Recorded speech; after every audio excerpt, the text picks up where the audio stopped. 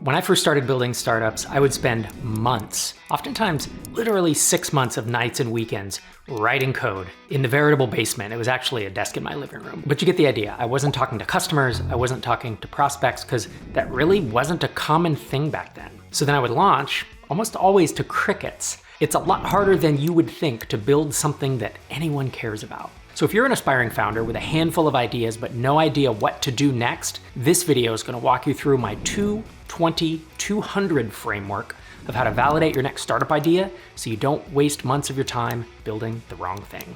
And if you stick around till the end, I'll tell you exactly which books I would read to learn more about the topics I cover in this video.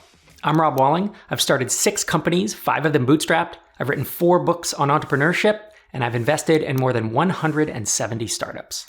So before I dig into the 2-20-200 framework, I'd like to talk a bit about startup validation because there's a lot of myths and misconceptions around it. The first thing I want to say is that you're never going to get to 100% validation. You will never be certain that an idea will work. No matter how much validation you do, there's always going to be a shadow of a doubt, and usually a lot more than that. I like to say if you can get to 50, 60, or even 70% certainty, and even that's kind of a squishy thing, like how do you define that? But there's a mental gut feel of, yeah, I'm more certain than I was yesterday, I'm more certain than I was last week, and at a certain point it just levels out, and you get this feeling like I'm not learning anything anymore, and I need to take that next step and move into probably building something for people to look at. A big question we're trying to address with validation is how are you going to get in front of your future customers? Because if you can't get people to talk to you today about the problem you're trying to solve, how are you going to get them to talk to you once you have something to sell? I often find that builders, makers like myself, the easy part is building, and we just want to go into a basement and code for 6 months because that's what we know how to do. But going out and talking to customers is a scary thing. If you build it, they will come is not going to happen. You have to lead people to your product. You have to do the marketing and build something people want. And that's what validation is trying to do, is get a sense of how hard is it to find people to talk to before you have a product. Because if you can't get them to talk to you now, how are you going to find them after you've invested months and months of building something that you don't even know if they want? I also want to talk about times where you may not need to validate anything. There are times where it's a really simple build. And if you can get an MVP live in 20 or 40 hours of time, that, oftentimes you might spend that much validating. So if you could actually get something into the market in that amount of time, I might consider that the validation. It's when something's going to take hundreds of hours to build that you want to shortcut that and get a better idea that you're headed in the right direction. Now, I also find that some software developers use this as an excuse to just go build and not talk to people, because that, of course, is the scary part. So be realistic about how long you think it might take you to get an MVP to market. So how do you know if an idea is validated? Well, you don't. This isn't a blueprint. It's just a framework that gives you ideas and thoughts about how to be a little more confident in what you're building. And there are different ways to validate we're going to dive into today. You could put up a landing page and send people to it and measure stuff and talk to customers, or you can do direct outreach and talk to folks. I did it via email. Jason Cohen, the founder of WP Engine, I believe reached out on LinkedIn and email and then actually did Zoom calls with folks. And so if you think about having a bunch of conversations at the point where I had 11 people telling me, yeah, I would be willing to use Drip if you built what you're talking about, at least give it a try over the next 3 months. I got 11 yeses. Jason Cohen got 40 yeses before he launched WP Engine, which is now a unicorn. It is literally $1 billion company. The right answer is probably somewhere in that range, 11 to 40. I mean, I think if you have 3 yeses, probably not enough. I think if you have 100 yeses, you've put in a lot of work, but have you learned anything past that 40th yes? So with that, let me talk about the 2-20-200 idea validation framework. The reason it's called that is it's the amount of hours that it takes at each of the 3 steps of validation. So the first step is a 2-hour validation process. This is using the 5 p.m. framework, which I'm going to talk about in a second. I've also talked about this in a prior video, and doing things like SEO research. Then the second step is the 20 hours of conversations or building landing pages. This involves having warm or cold conversations or doing the landing page approach that I talked about earlier, or maybe a combination of the two, like I did with Drip. And then the third, the 200, is approximately, again, these are all approximations, it's a framework, but 200 hours spent actually building something, building that MVP. Doesn't necessarily need to be code, but it's getting something into the hands of your customers to start the iteration cycle. So you have an idea what the 2-20-200 framework is. Let's start with the 2 hours of validation.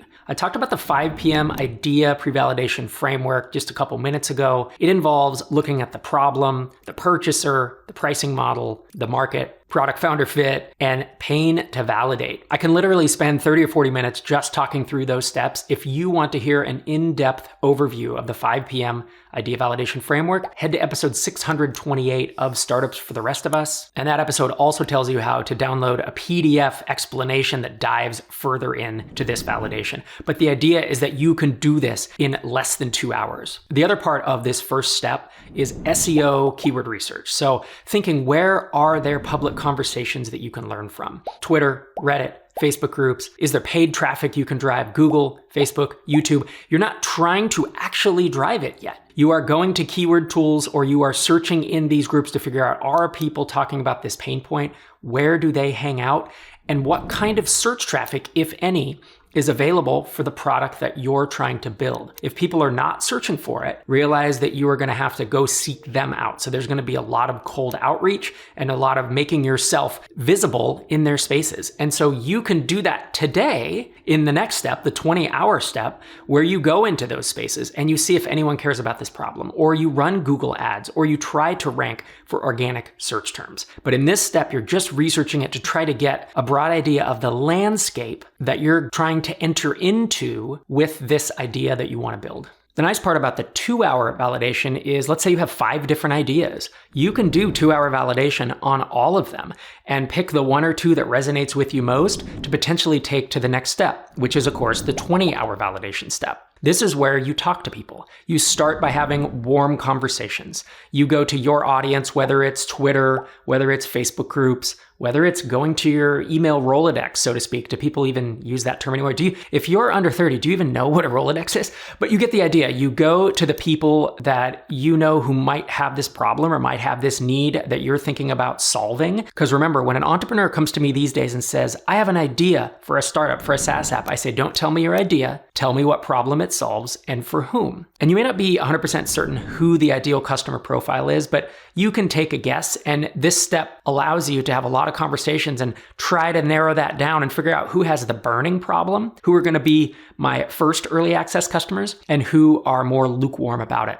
So with warm conversations, you can work your network or you can work your audience. And what I was just talking about was working your network. It's the people you know. Now, if you have an audience, let's say you have a podcast or you have a YouTube channel, you got to be a little careful because there's something called the curse of the audience, which is where people want to be your friend or they want to encourage you. And so they will tell you they have a desire to use something when in fact they may not. And so you have to be pretty careful in this early stage. Audiences are not the best for building SaaS apps. They're great for building info products and selling content, courses, and information. You have to tread a little carefully if you have an audience. When Jason Cohen, who I mentioned prior, founder of WP Engine, did this, he reached out to WordPress consultants on LinkedIn. And since he was building WP Engine, which targeted WordPress folks, he made a bunch of connections and contacted people and just had conversations. The other way to do this cold is to find places where people talk about the problem online, right? I mentioned earlier, Reddit, Facebook groups, potentially Hacker News, although I'm a little dubious about that. Twitter. Can you even offer to pay for conversations with experts? If you're going to be selling to WordPress folks and their consultants,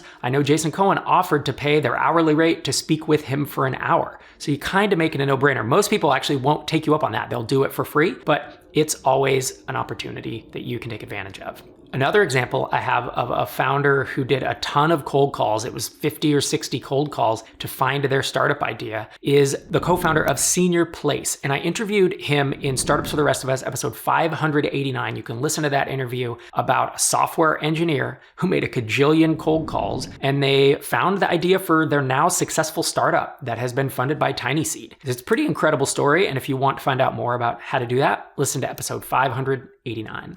Now, the other way to do 20-hour validation is to do it with a landing page. And I say this other way, like you can have the cold and warm conversations as one leg of the stool, and you can use a landing page, or you can do one or the other. I've seen both work. I personally tend to use both. Since I'm a marketer, I like to have a landing page up. And if you think you're going to have a lower touch funnel for this product, it's a good early test to build a landing page. On the page, you want to communicate the value you're going to provide or the problem that you're going to solve. You're trying to communicate a value proposition. And then you need to think about, if I already had a full-blown product and I was selling it, what strategies would I use to drive traffic to that landing page? I get this question, what strategies do you use? Well, it's the same strategies you'll use when you launch. So if you can't answer that now, you need to think about it, right? So you buy a book like the SaaS Playbook. I outlined the 20 B2B SaaS marketing strategies, and you go through, I call it the 3-factor framework, but you can also buy the book Traction by Gabriel Weinberg, and you look at how you would potentially drive traffic, whether it's SEO or ads or cold outreach or LinkedIn outreach. There are a lot of different strategies to do this, obviously outside the scope of this video, but I have covered that in my books and in other episodes on this show.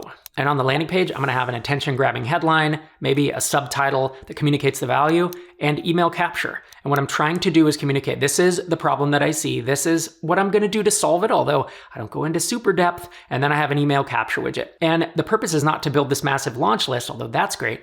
It's even if you only collect 20 or 30 emails, you then reach out to those people and you say, do you have this problem? How much would you be willing to pay to solve it? And how would you prefer that I solve it? Because sometimes you have a problem and an idea of a solution, but oftentimes your potential customers can give you better ideas of how to solve the problem.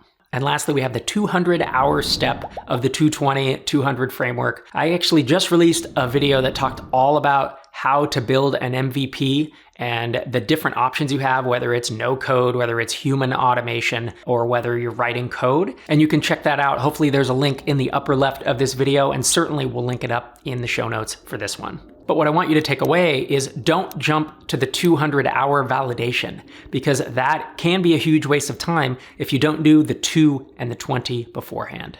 In a second, I'm going to give you 2 books that I would read as next steps if you want to dive deeper into this topic. Before I do that, I want to let you know about the best online community for bootstrap SaaS founders. It's called Microconf Connect. It's an amazing community of supportive founders. We have more than 7,000 founders and aspiring founders in the community. MicroConfConnect.com if you want to check it out. We have a free tier so you can come in and look around, and we have a ton of folks participating. It's heavily moderated. And as I said, I believe it is the best community for bootstrap SaaS founders in the world. So now, if I was going to dive deeper into 220-200 and frankly trying to validate startup ideas, I would read 2 books. The first is my first book called Start Small, Stay Small. It was published in 2010, so parts of it are a little dated, but I talk a lot about building landing pages, capturing emails, doing SEO, keyword research, and it can be a great mindset shift for developers who usually think build first, but Start Small, Stay Small talks about market and marketing first. And the second book I would be looking to read is called Deploy Empathy by Michelle Hansen. And this talks all about how to talk to customers and potential customers. Now, it covers the gamut, whether you have a full-blown product and you're talking to people in support, or whether you are pre-validating or trying to validate an idea. This book can be an invaluable resource to you as you're trying to figure out exactly what questions should I be asking when you tell me to talk to customers.